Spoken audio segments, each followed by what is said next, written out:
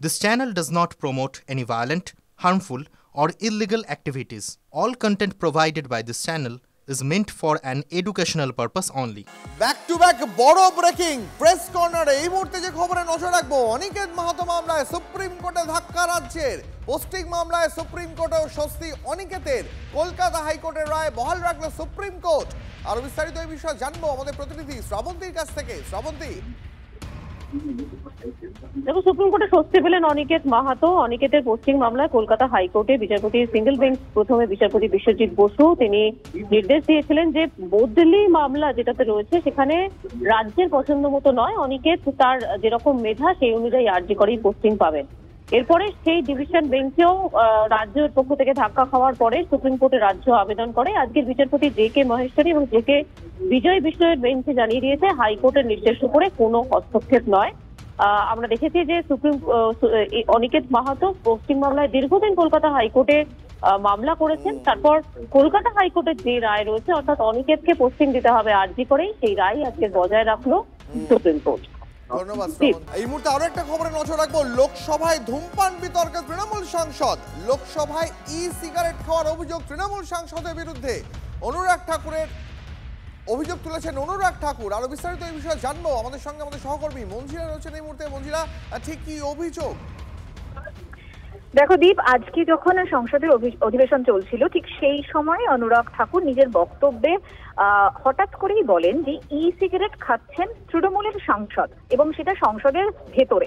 কিভাবে এটা খাচ্ছেন, কেন এটা খাচ্ছেন এবং স্পিকার ওম বিড়লা কেন এটা কিছু বলছেন না, এমন কোনো ঐতিহ্য বা নিয়ম নেই যা কোনো সাংসদকে সিগারেট খাওয়াতে ছাড় দেয়, এই বিষয়গুলো তিনি উল্লেখ করেন।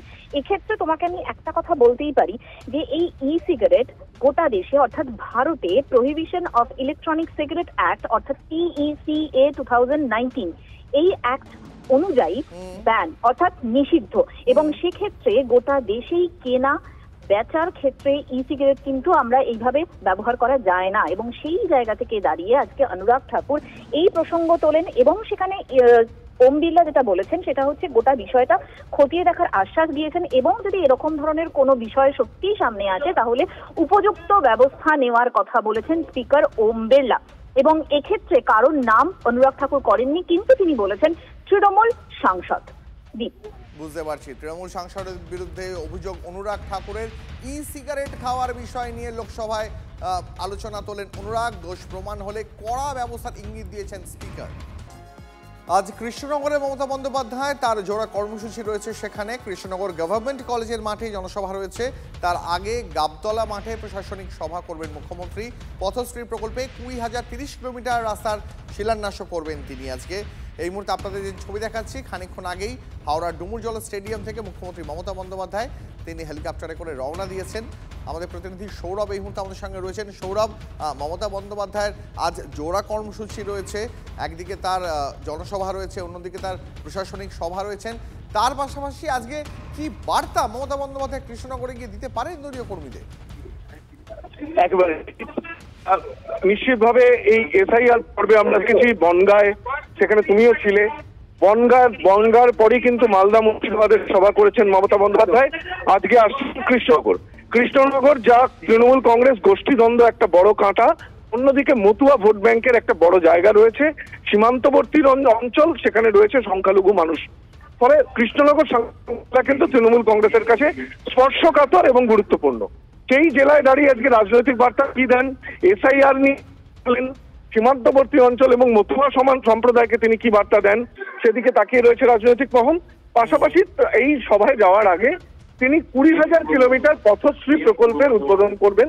সেই প্রশাসনিক অনুষ্ঠানটিও কিন্তু আজকে সংগঠিত হবে।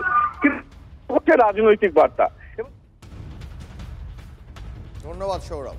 শীতের আমেজে বদল নেই, আজও 15 ডিগ্রির ঘরে কলকাতার পারদ। আলিপুরের সর্বনিম্ন তাপমাত্রা 15.2 ডিগ্রি সেলসিয়াস, দমদমের সর্বনিম্ন তাপমাত্রা 15.3, 10.4 ডিগ্রিতে শ্রীনিকেতনের পারদ।